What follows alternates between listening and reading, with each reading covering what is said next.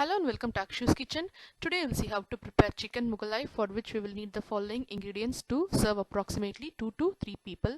300 grams of chicken fillets cut into medium sized pieces, 1 medium sized onion and 1 large tomato finely chopped, 10 to 12 whole almonds and 8 to 10 whole cashew nuts, 1.5 tablespoons of yogurt, 3 tablespoons of heavy cream or whipping cream, 1 teaspoon of chili powder, 1 1/4 teaspoon of coriander powder, 1/4 teaspoon of turmeric powder and half a teaspoon of salt, some freshly chopped coriander leaves, 1.5 tablespoons of ginger and garlic paste, 1/4 teaspoon of kasuri methi powder, 1/4 teaspoon of homemade garam masala powder, half a teaspoon of cumin powder, 3 whole green cardamoms, 4 to 5 whole cloves, 5 to 6 small pieces of cinnamon and 10 to 12 whole black pepper, 1 big pinch of saffron. And for marinating the chicken, 1/4 teaspoon of turmeric powder, half a teaspoon of chili powder and half a teaspoon of salt. First, I'm going to take about half a tablespoon of the ginger and garlic paste and add it to the chicken pieces, and also the chili powder, salt and turmeric powder meant for marinating the chicken, and mix it all well together. And I'm going to marinate it for about half an hour. If you don't have time, at least for 10 to 15 minutes. Keep this aside.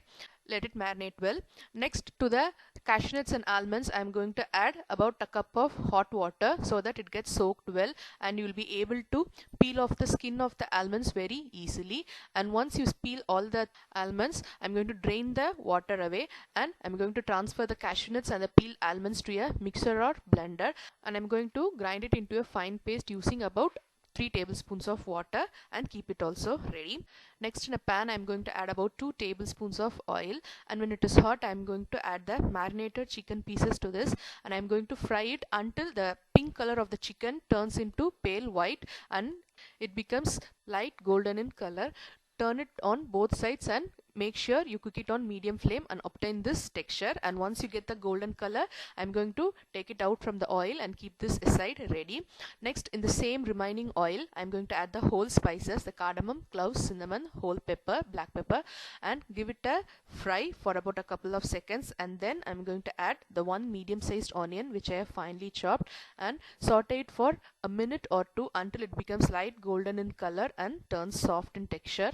And at this stage, I'm going to add the remaining ginger and garlic paste.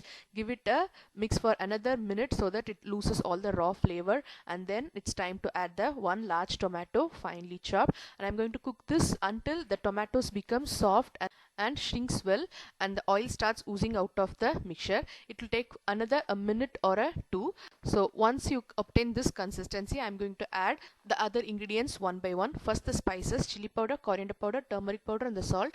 Give it a quick mix, making sure not to burn the masalas, just for about 5 to 10 seconds, and immediately I'm going to add the cashew nut and almond paste which we have prepared, and give it a good mix. You can add about a tablespoon of water if you think it's too thick and sticky, and then I'm going to add the 1.5 tablespoon of yogurt. Again, mix it. Add all the ingredients one by one, give it a good mix, and then add the next ingredient, and keep on doing this until all the ingredients is used up. First the spices, next the cashew nut paste, next the yogurt, and then about half a cup of water according to the consistency required, and allow it to come to a boil. And then add the kasuri methi powder, homemade garam masala powder and the cumin powder. Homemade garam masala powder is nothing but equal measurements of cinnamon, cloves and cardamom, dry roasted and powdered. And then add the prepared chicken pieces to this, and also the 1 pinch of saffron. You can add the saffron as such or grind it along with the cashew nut and almond into a paste and also add. It's up to you. And I'm going to close it with the lid and simmer in medium flame for about 3 to 4 minutes, because the chicken is already 75% cooked, so you need not cook it too much. Just the chicken has to get the flavor of the curry, that's it. So after 3 minutes, I'm going to add the 3 tablespoons of cream, the whipping cream or the heavy cream. Again, allow this to come to a boil, and once it starts boiling, simmer it in medium flame for another 2 minutes, and finally add the final ingredient, the coriander leaves. Give it a good mix, and chicken Mughalai is ready. It is a very rich and creamy curry. It's perfect with either rice or naans or rotis or anything of your choice. Adjust the consistency according to your requirement. If you want a thick curry, do not add too much of water. Try it and you will really like it. Thank you for watching Akshu's Kitchen.